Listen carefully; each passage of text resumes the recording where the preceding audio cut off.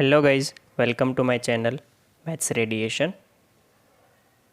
Hello students, आज के video में हम देखेंगे एक्सरसाइज 3.4 और उसका क्वेश्चन नंबर 1।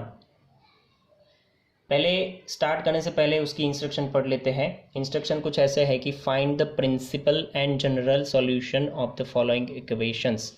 आपको याद दिला दूँ कि प्रिंसिपल सॉल्यूशन जो होता है, प्रिंसिपल सॉल्यूशन, उसमें x की वैल्यू हमें कहाँ तक लेनी होती है, 0 से लेकर के 2π के बीच में, मतलब एक साइकिल में, ये 4 क्वाड्रेंट में ही आपको दिखना, एक ही साइकिल में, राइट। और जनरल सॉल्यूशन क्या होता है, उसको हम सिंपल लैंग्वेज में याद रखते हैं कि n वाला सॉल्यूशन, ठीक है, n वाला सॉल्यूशन। ओके, तो स्टार्ट कर देते पहले कि पहले क्वेश्चन में आपको दिया 10x इज इक्वल टू √3। आपको सिंपल सी चीज़, सबसे पहला क्वेश्चन ये देखना है कि ये वैल्यू पॉजिटिव है या नेगेटिव।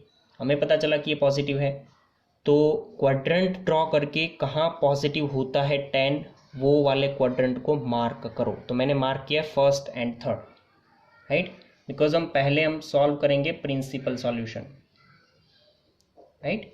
तो मैंने यहाँ पे मार्क कर दिया है फर्स्ट एंड थर्ड क्वाड्रेंट। आपको पता चल गया होगा कि ये 0 है, ये π/2 है, ये पाई है, और ये 3π/2 है, और ये 2π है, राइट।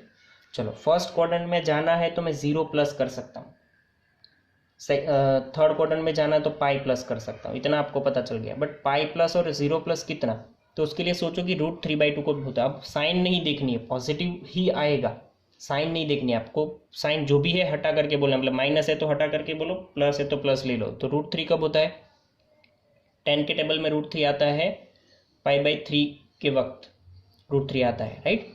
तो यहाँ पे एक लाइन ड्रॉ करो, ये π/3 होगी, ये लाइन इधर भी आएगी, π/3 होगा। तो ये 0 प्लस ये पाई प्लस, सिंपल। चलो, तो मैंने क्या लिखा है, 10x इज इक्वल टू 10π/3। ये सीधा नहीं लिखा है, यहाँ पे आप समझो तो 0 प्लस लिखा है, जो कि 10π/3 होता है। और यहाँ पे लिखा है एंड करके लिखा है। दूसरा भी होता है कि 10x is equal to 10π plus π/3, right. तो इसको मैं लिख सकता हूँ 10x is equal to 10 4π/3, because 3π plus π/3। अब दोनों साइड से 10 हटा सकते हैं, तो कट नहीं करना है कहीं पे, बट आपको सिंपल लैंग्वेज में समझा रहा हूँ कि दोनों साइड से 10 हट जाएगा, तो हमारा x का आंसर आएगा 4π/3। सेम ऐसा यहाँ पे, ये 10x इज इक्वल टू 10π/3 है, तो आपका आंसर 10 हट, ऐसा करना नहीं है आपको, हटाना नहीं है, बिकॉज वो मैथमेटिकली रॉन्ग हो जाता है। आपको समझना है सिंपल कि बस यहाँ से x को मतलब कंपेयर करते आपको पता चलेगा कि x की वैल्यू π/3 होनी चाहिए थी। तो दो सॉल्यूशन मिला यहाँ से, x is equal to π/3 and x is equal to 4π/3।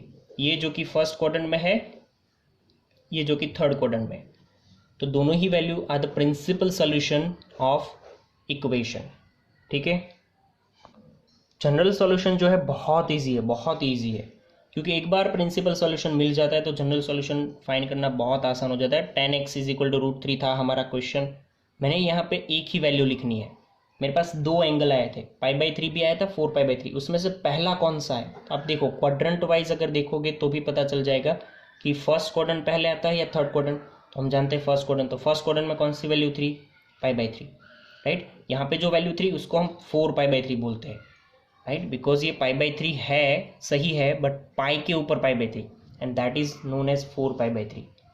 तो फर्स्ट क्वाड्रेंट में पहली वैल्यू आती है π/3, यहाँ पे लिख दो 10x इज इक्वल टू 10π/3। अब आपको पता होना चाहिए कि जब मेरे पास 10x is equal to 10y वाला फॉर्म आ जाए, तो मैं उसको लिख सकता हूँ x is equal to nπ plus y, जहाँ पे n बिलोंग्स टू का z।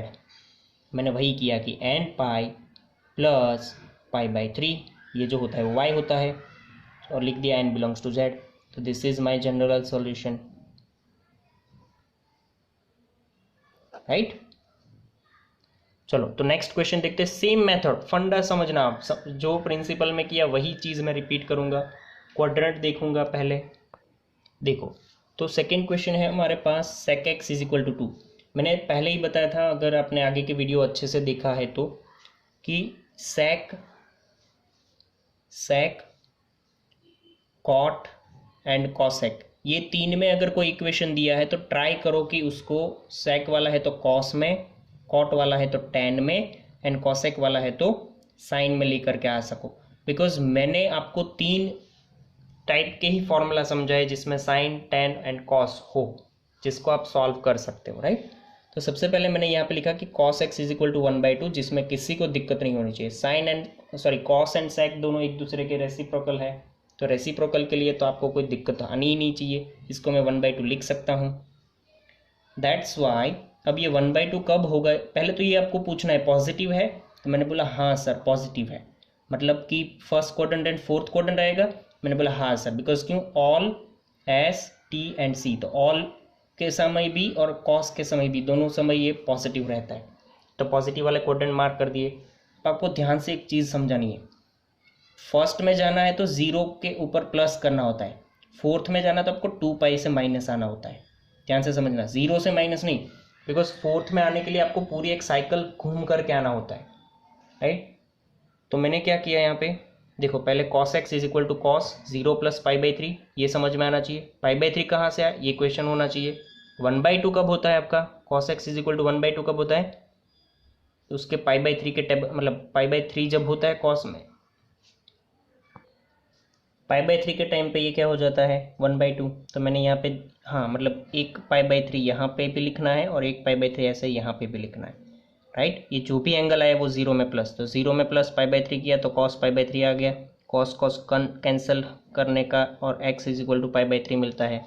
सेम ऐसा दूसरा एंड करके cos x is equal to cos में 2π माइनस π/3, ये ध्यान से समझना, 2π में से π/3 कम करना पड़ेगा तब हम यहाँ पे पहुँच पाएंगे, and that is nothing but 6π minus 1 that is 5π/3, और सो दैट्स वाई ये cos x is equal to cos π/3 और x इज इक्वल टू 5π/3।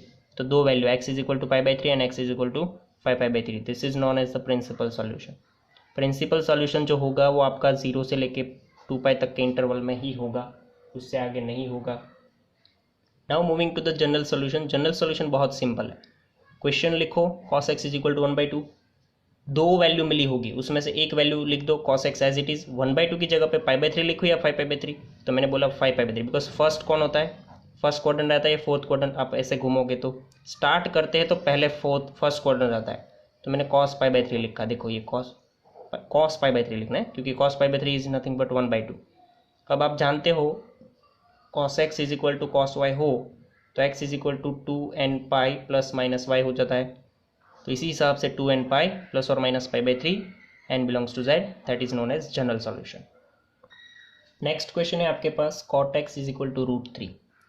देखो तो cot x पहले तो नेगेटिव है, तो मैंने देखो ये क्वाड्रेंट ड्रॉ किया है और मैंने डिसाइड कर लिया कि भी cot मेरा जो है वो सेकेंड में एंड फोर्थ में नेगेटिव होता है।